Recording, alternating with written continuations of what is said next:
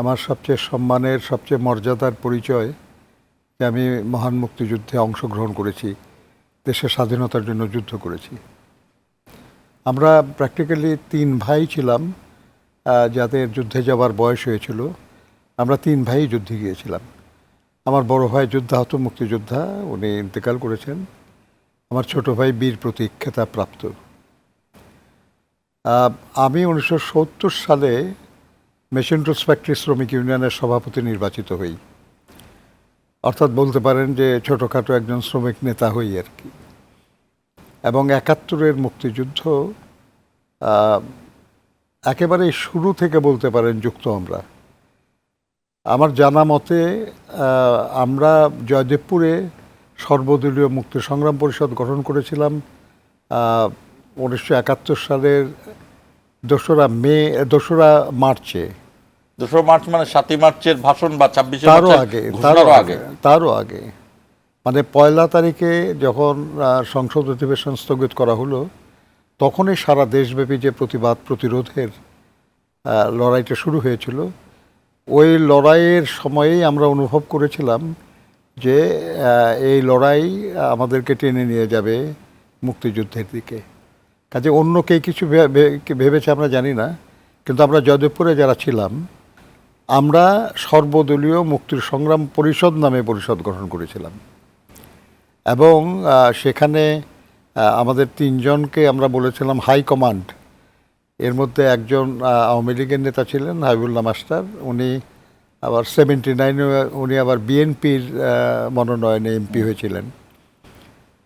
আরেকজন ছিলেন শ্রমিক নেতা, আমারই ইউনিয়নে সাধারণ সম্পাদক ছিলেন M A Muttalib. R national Awami পার্টির নেতা ছিলেন মনীন্দ্র গোস্বামী। আর মুক্তির সংগ্রাম পরিষদ সেটা হয়েছিল 11 সদস্য বিশিষ্ট। ভাবেন যে দেশ স্বাধীন হওয়ার পরে ওরা 11 জন বলে একটা সিনেমা হয়েছিল, খুব বিখ্যাত। কিন্তু আমরা 71 সালের 2রা মার্চে 11 জনের কমিটি করেছিলাম। এর একজন কনভেনার ছিলেন, উনি পরে মুক্তিযুদ্ধ বিষয়ক মন্ত্রী হয়েছিলেন, মোজাম্মেল সাহেব। আমি ছিলাম ট্রেজারার, আর বাকি 9 জন ছিল সদস্য। এই কমিটি নিয়ে আমরা ইনফ্যাক্ট তখন থেকে আমরা মুক্তিযুদ্ধের পক্ষে সভা সমাবেশ এগুলো করা শুরু করেছিলাম। এবং 5ই মার্চ আমরা মেশিন টুলসের পাশেই ছিল সমরাস্ত্র কারখানা।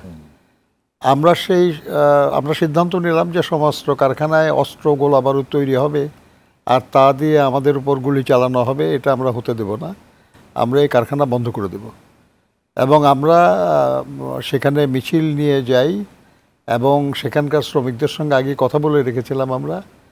আমরা যখন মিছিল নিয়ে কম্পাউন্ডে ঢুকি, কারখানা না, কারখানার বাইরের কম্পাউন্ড, সেখানে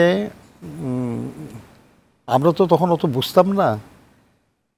ওখানে ব্রিগেডিয়ার করিমুল্লাহ বলে একজন, উনি ওই কারখানার দায়িত্বে ছিলেন, ইন সার্ভিস ব্রিগেডিয়ার, এবং তার আন্ডারে কিছু তারাও সশস্ত্র বাহিনীর লোক ছিল, তাদেরকে বলা হতো MODC, সৈন্য তারা আর কি, এবং অস্ত্রধারী। তারা আমাদের পথ রোধ করে এবং খুব মেজাজ টেজাজ দেখাচ্ছিল। এবং একটা সময়ে দেখলাম যে তাদেরকে কমান্ড করা হচ্ছে, তারা সেই হিসেবে পজিশন নিচ্ছে, এবং একটা সময়ে কমান্ড ছিল মানে স্ট্যান্ড টু পজিশন নেওয়ার। আমরা জানতাম না যে এরপরের কমান্ড হবে ফায়ার।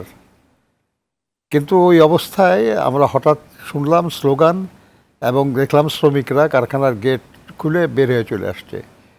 তো আমাদের তো পারপাস তো এই ছিল আর কি, যে কারখানাটা বন্ধ করে দেওয়া, কাজ বন্ধ করা।